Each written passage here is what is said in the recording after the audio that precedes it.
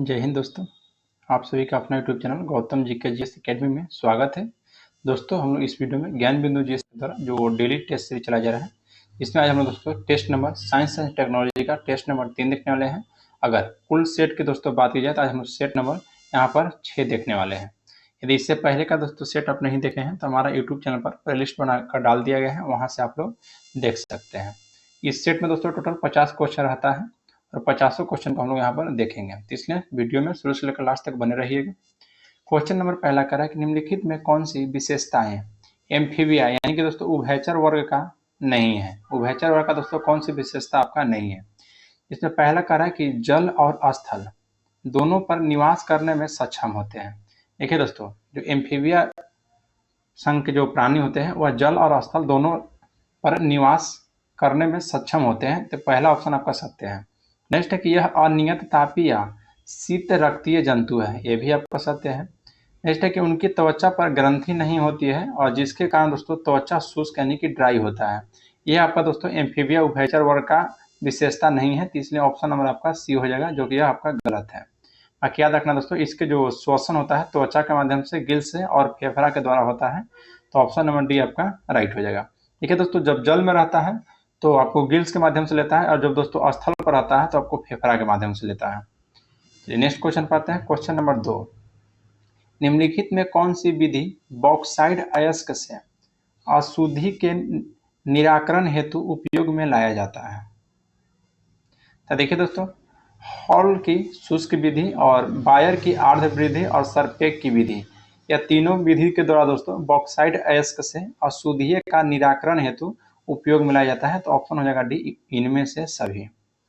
Next है कि एक लड़की झूले पर खड़े होकर झूला झूल रही है, यदि वह बैठ जाए तो झूले का जो दोलन काल हो जाएगा उस पर क्या प्रभाव पड़ेगा। तो देखिए दोस्तों, जब लड़की झूला झूल रहा है और जब खड़ा होकर दोस्तों झूल रहा है, अगर वह झूलते समय दोस्तों बैठ जाएगा तो जो झूलने का दोलन काल होता है वह दोस्तों बढ़ जाता है, तो ऑप्शन ए आपका राइट होगा 3 का, ऑप्शन नंबर ए। नेक्स्ट है क्वेश्चन नंबर आपका 4। क्वेश्चन 4 करा कि जब ब्रिक यानी कि किडनी में अघुलनशील लवण जैसे कैल्शियम ऑक्जेलेट के क्रिस्टल जमा होने लगता है तो इस अवस्था को क्या कहते हैं।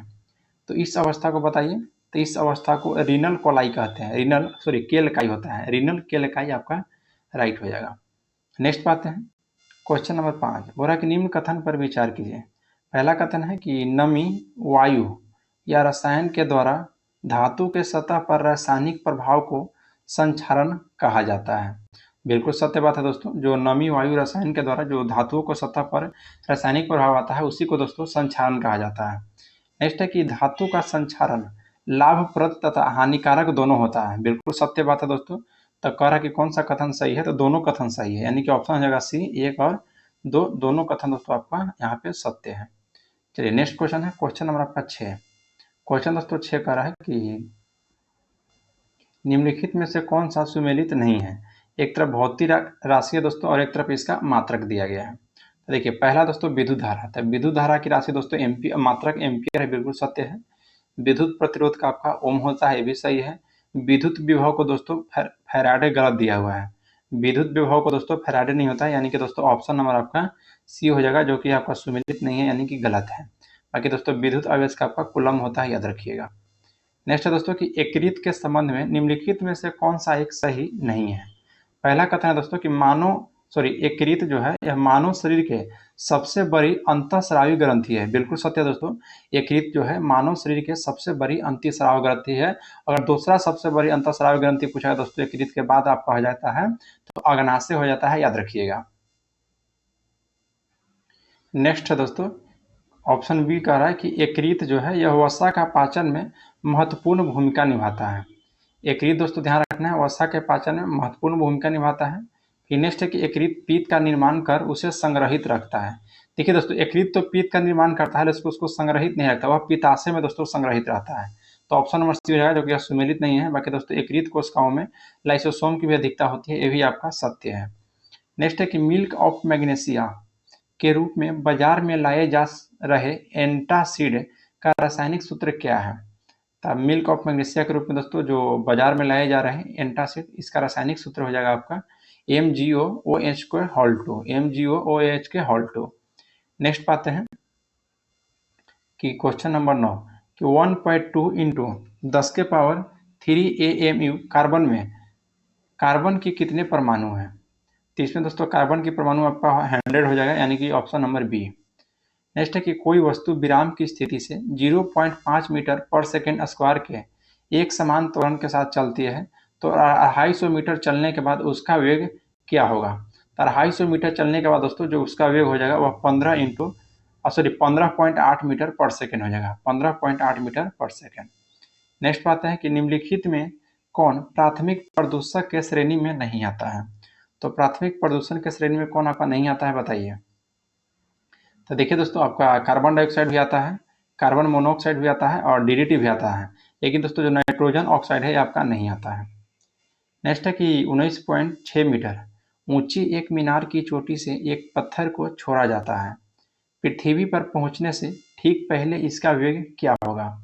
तब पृथ्वी पर पहुंचने से दोस्तों जो ठीक इसके पहले का जो वेग हो जाएगा वह भी दोस्तों उतना ही आपका रहेगा, 1.6 मीटर पर सेकेंड। चलिए नेक्स्ट पे आते हैं। क्वेश्चन नंबर दोस्तों 13 बोला कि निम्नलिखित में से कौन एक गाय की उन्नत नस्ल नहीं है। गाय का उन्नत नस्ल कौन सा नहीं है दोस्तों। तो देखिए जो 13 का दोस्तों ऑप्शन डी दे रहे हैं, सुरती, या दोस्तों गाय की नहीं है। सुरती किसकी है, तो गाय की दोस्तों नहीं है। बाकी करण स्विस, करण फ्राइस और फ्रीसीवाल ये सभी दोस्तों गाय की नस्ल है। नेक्स्ट है कि धातु के ऑक्साइड को कोक के साथ गर्म करके उसे धातु में परिवर्तित करने की प्रक्रिया क्या कहलाता है। तो इस प्रक्रिया को दोस्तों याद रखिएगा क्या कहलाता है। तो 14 का दोस्तों ऑप्शन ए हो जाएगा, प्रगलन, यानी कि दोस्तों स्मेल्टिंग कहलाता है, याद रखना है। नेक्स्ट आते हैं क्वेश्चन नंबर 15 बोला कि 126 किलोमीटर प्रति घंटा की चाल से किसी पत्थर को सीधे ऊपर फेंकने पर पत्थर किस महत्तम ऊंचाई को प्राप्त करेगा। जब बनाइएगा इसको दोस्तों तो जी का मान दिया हुआ आपका 10 मीटर पर सेकेंड स्क्वायर लेकर बनाना है। तो इसमें आप बनाइएगा दोस्तों तो आपका आंसर आ जाएगा ऑप्शन बी, 61.25 मीटर। नेक्स्ट है कि बीटी कपास के उत्पादन में संबंधित सूक्ष्म जीव कौन है। बीटी कपास के उत्पादन से दोस्तों संबंधित सूक्ष्म जीव कौन है। तो दोस्तों जीवाणु है, ध्यान रखना कौन है, तो जीवाणु है। तो ऑप्शन नंबर बी आपका राइट हो जाएगा। कि निम्नलिखित में से कौन ऐसी श्रेणी के रोग है जिनके उपचार के लिए दिए गए औषधि से केवल रोग के लक्षण ठीक हो पाते हैं, दोस्तों मूल रोग ठीक नहीं हो पाते हैं। तो दोस्तों देखिए इसका जो 17 का दिया हुआ है ऑप्शन आपका ए में, देखिए जो इन्फ्लुएंजा, या दोस्तों देखिए इसका मूल रोग ठीक नहीं होता है, बल्कि दोस्तों जो इन्फ्लुएंजा है इसका दोस्तों केवल रोग ठीक हो पाता है। नेक्स्ट है कि निम्नलिखित में से किस विधि के द्वारा जल को अस्थायी और अस्थायी दोनों प्रकार की कठोरताएं दूर होती है। तो जल के दोस्तों अस्थायी और अस्थायी दोनों प्रकार की कठोरताओं को दूर करने के लिए याद रखिएगा दोस्तों परमुटेड विधि होता है। कौन सा, तो परमुटेड विधि, ऑप्शन नंबर सी, परमुटेड विधि के द्वारा अस्थायी और अस्थायी को दूर किया जाता है। नेक्स्ट है कि यदि पृथ्वी अपने अक्ष पर पश्चिम से पूरब के बजाय पूरब से पश्चिम की ओर घूमना प्रारंभ कर दे तो गुरुत्वीय त्वरण दोस्तों जी का मान विषुवत रेखा पर क्या पड़ेगा। तो वह दोस्तों अपरिवर्तित रहेगा, दोस्तों कोई प्रभाव नहीं पड़ेगा। नेक्स्ट है कि कॉपीराइट अधिनियम 1957 निम्नलिखित में से किस मंत्रालय के द्वारा प्रशासित होता है। तो यह दोस्तों याद रखना आपको वाणिज्य और उद्योग मंत्रालय के द्वारा, वाणिज्य और उद्योग मंत्रालय के द्वारा कॉपीराइट अधिनियम 1957 दोस्तों प्रकाशित किया जाता है। नेक्स्ट है क्वेश्चन नंबर 21 बोला कि होलोग्राफी तकनीक की खोज किसके द्वारा किया जाता है। तो होलोग्राफी दोस्तों जो तकनीक का खोज किया गया था यह याद रखिएगा आपको दोस्तों डेनिस गोवर के द्वारा, डेनिस गोवर के द्वारा। नेक्स्ट पाते हैं क्वेश्चन नंबर 22 निम्नलिखित विकल्प में दिए गए कथन में कौन सा कथन असत्य है, मतलब दोस्तों कौन सा कथन यहाँ पे आपका गलत है। तो 22 का कथन दोस्तों पहला कथन है कि कोशिका भित्ति कोशिका को सुरक्षा और सहारा प्रदान करता है, बिल्कुल सही बात है दोस्तों, जो कि दोस्तों कोशिका भित्ति ध्यान रखना है केवल यह पादप कोशिका में पाया जाता है। नेक्स्ट है कि राइबोसोम कोशिका में प्रोटीन संश्लेषण की सक्रिय स्थल है, ये भी सही है दोस्तों। कोशिका में पूछेगा कि प्रोटीन संश्लेषण का सक्रिय स्थल कौन सा है, तो राइबोसोम। नेक्स्ट है दोस्तों कि लाइसोसोम को कोशिका को आत्महत्या की थैली कहते हैं, बिल्कुल सत्य है, कोशिका की आत्महत्या की थैली लाइसोसोम को ही कहा जाता है। नेक्स्ट है दोस्तों कि माइटोकॉन्ड्रिया को कोशिका का कंकाल तंत्र कहा जाता है। कोशिका का दोस्तों कंकाल तंत्र माइटोकॉन्ड्रिया नहीं दोस्तों इंडोप्लाज्मिक रेटिकुलम को कहा जाता है। तो इसलिए दोस्तों ऑप्शन यहाँ पे आपका डी हो जाएगा, ध्यान दीजिएगा, यानी कि दोस्तों यह आपका गलत है।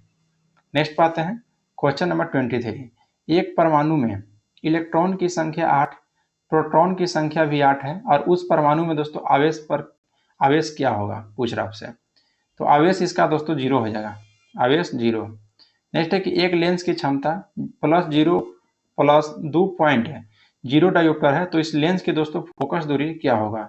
इस लेंस की फोकस दूरी दोस्तों +2 है, यानी कि 25 × 50, तो ऑप्शन हो जाएगा बी दोस्तों 50 सेंटीमीटर। क्वेश्चन नंबर 25 बोला कि शुक्र ग्रह के वायुमंडल में 96% से अधिक कार्बन डाइऑक्साइड गैस है। तो दूसरे स्थान पर दोस्तों किस गैस की बहुलता है शुक्र ग्रह पर। तो शुक्र ग्रह पर दोस्तों सबसे अधिक याद रखना है कार्बन डाइऑक्साइड है दोस्तों, जो इसका 96% है। अगर दूसरा स्थान पर पूछ रहा है दोस्तों तो आपका नाइट्रोजन हो जाएगा। नेक्स्ट है कि भारत में शोध प्रयोगशाला के जनक किसे कहा जाता है। तो शोध प्रयोगशाला का जनक बताइए। तो डॉक्टर शांति स्वरूप भटनागर को, डॉक्टर शांति स्वरूप दोस्तों भटनागर को कहा जाता है शोध प्रयोगशाला का जनक। नेक्स्ट बात है कि मकई और गन्ने के किण्वन से कौन सा जैव ईंधन बनाया जाता है। तो मकई और गन्ने से कह रहा है, तो यह याद रखना दोस्तों आपको, इथेनॉल, इथेनॉल बनाया जाता है, ऑप्शन ए हो जाएगा। नेक्स्ट है कि डीएनए निम्न में से किसका आनुवांशिक पदार्थ है। डीएनए दोस्तों किसका आनुवांशिक पदार्थ है बताइए। तो डीएनए जो है दोस्तों ये आपका बैक्टीरियोफेज का है, बैक्टीरियोफेज का आनुवांशिक पदार्थ है, याद रखिएगा।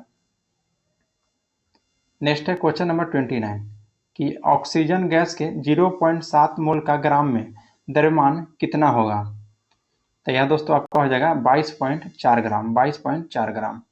नेक्स्ट है कि यदि 2 ओम प्रतिरोध वाले प्रतिरोधक तार से 5 एम्पियर की धारा 30 मिनट तक प्रवाहित होती है तो विद्युत ऊर्जा खपत कितना होगा। तो विद्युत ऊर्जा इसमें खपत हो जाएगा दोस्तों आपका 90,000 जूल, 90,000 दोस्तों जूल हो जाएगा, ऑप्शन नंबर सी आपका राइट हो जाएगा यहाँ पे। नेक्स्ट है क्वेश्चन नंबर 31 बोला कि रक्त प्लाज्मा से रुधिर को थक्का बनने वाले कारकों को यदि निकाल दिया जाए तो प्लाज्मा का बचा हुआ दोस्तों भाग क्या कहलाएगा। देखिए दोस्तों अगर रक्त प्लाज्मा में रुधिर को जो थक्का बनाने वाला कारक है उसको आप निकाल दिएगा दोस्तों, तो सीरम, जो प्लाज्मा में बचा हुआ भाग का दोस्तों सीरम कहलाएगा, याद रखिएगा। और देखिए ये दोस्तों जो फाइब्रिनोजेन है और एल्बुमिन है, यह दोस्तों प्रोटीन, रक्त का जो प्रोटीन है दोस्तों पाया जाता है, जिसमें प्रोटीन लगभग दोस्तों 7% पाया जाता है, तो उसी में यह भाग है। और फाइब्रिनोजेन और एल्बुमिन है, इसका दोस्तों उत्पत्ति कहाँ में होता है, तो यकृत में होता है। नेक्स्ट है कि निम्नलिखित में से कौन सी धातु अम्ल राज के अलावा किसी अन्य अम्ल में नहीं घुलता है। तो वह दोस्तों याद रखना है आपका AU, यानी कि दोस्तों सोना हो जाएगा आपका। नेक्स्ट है कि निम्नलिखित में से कौन तरंगदैर्घ्य का मात्रक है। तो तरंगदैर्घ्य का मात्रक कौन सा है दोस्तों, तो 33 का ऑप्शन नंबर आपका डी हो जाएगा, इनमें से सभी। कि मीटर भी होता है दोस्तों, नैनोमीटर भी होता है और एंगस्ट्रम होता है, लेकिन दोस्तों यहाँ पे इनमें से सभी नहीं रहेगा, तो आप मारिएगा तरंगदैर्घ्य का एंगस्ट्रम मारिएगा, अगर सभी ऑप्शन नहीं रहेगा तो एंगस्ट्रम मारिएगा, याद रखिएगा। नेक्स्ट क्वेश्चन पे आते हैं कि प्रोटोजोआ तथा जीवाणु जैसे एक कोशिकीय जीव अनुकूल परिस्थिति में किस प्रकार से प्रजनन करते हैं। तो राइट आंसर हो जाएगा आपका समद्वितीय विखंडन के द्वारा, ध्यान रखना है, समद्वितीय विखंडन के द्वारा। नेक्स्ट है कि किसी ताजे तेल को बहुत दिन तक सुरक्षित रखने के लिए निम्नलिखित में से किस गैस का प्रयोग किया जाता है। तो यह दोस्तों याद रखिएगा नाइट्रोजन गैस का प्रयोग किया जाता है, तो ऑप्शन बी हो जाएगा। नेक्स्ट है कि हवा में कांच का स्लैब पर लंबवत आपतन के समय अपवर्तन कोण का मान क्या होगा। तो यह दोस्तों आपका 0 डिग्री हो जाएगा, याद रखना है। नेक्स्ट है कि क्वेश्चन नंबर 37 बोला कि पीयूष यानी कि दोस्तों प्यूटिटरी ग्लैंड को मास्टर ग्रंथि क्यों कहा जाता है। तो पीयूष ग्रंथि के दोस्तों सबसे पहले याद रखना है कि मास्टर ग्रंथि भी कहा जाता है, और मास्टर ग्रंथि दोस्तों इसलिए कहा जाता है कि यह ग्रंथि के हार्मोन थायराइड, एड्रिनल, वृषण और अंडाशय से हार्मोन निर्माण और निष्कासन को नियंत्रित करता है, तो इसलिए दोस्तों ऑप्शन बी आपका राइट हो जाएगा, याद रखिएगा। नेक्स्ट है दोस्तों क्वेश्चन नंबर 38 बोला कि निम्नलिखित कथनों पर विचार करना है। पहला कथन दोस्तों कि ठोस जो पदार्थ है यह असंपिंडीय होता है, असंपिंडीय होता है, और द्रव पदार्थ दोस्तों संपिंडीय होता है। नेक्स्ट कह रहा दोस्तों कि गैस को संपीड़ितता बहुत अधिक होता है, तो कौन सा कथन सही है। तो इसमें दोस्तों जो ऑप्शन बी कह रहा है यह कथन आपका गलत है कि द्रव पदार्थ दोस्तों संपिंडीय नहीं होता है, तो इसलिए ऑप्शन हो जाएगा डी, 1 और 3 जो है आपका कथन सत्य है। नेक्स्ट दोस्तों कि एम द्रव्यमान के किसी पिंड को पृथ्वी तल से ऊंचाई इंच तक ले जाने में पिंड पर किया गया कार्य होगा। तो पिंड पर दोस्तों बताइए किया गया कार्य क्या हो जाएगा, तो आपका mgh, mgh हो जाएगा दोस्तों, याद रखना है mgh, यानी कि दोस्तों mgh किसका सूत्र है, तो स्थितिज ऊर्जा का है, याद रखिएगा। गतिज ऊर्जा का दोस्तों हो जाता है ½ mv²। नेक्स्ट है कि निम्नलिखित में से कौन सा वृक्ष जैविक कीटनाशक का उत्पादक है? तो जैविक कीटनाशक का उत्पादक दोस्तों आपका नीम हो जाएगा। जैविक कीटनाशक का कौन हो जाएगा? तो नीम, याद रखिएगा। नेक्स्ट दोस्तों क्वेश्चन नंबर 41, कठोर इस्पात यानी कि हार्ड स्टील में होता है। तो हार्ड स्टील में दोस्तों कार्बन की मात्रा आपसे पूछ रहा है कितना परसेंट से होता है। तो याद रखना दोस्तों 0.5 से लेकर 1.5% तक। 0.5 से दोस्तों 1.5% आपका राइट हो जाएगा। नेक्स्ट है कि वाष्प की गुप्त ऊष्मा कितनी होती है? गुप्त ऊष्मा होती है वह 2260 इंटू 10 के पावर 3 जूल प्रति केजी होता है, याद रखिएगा।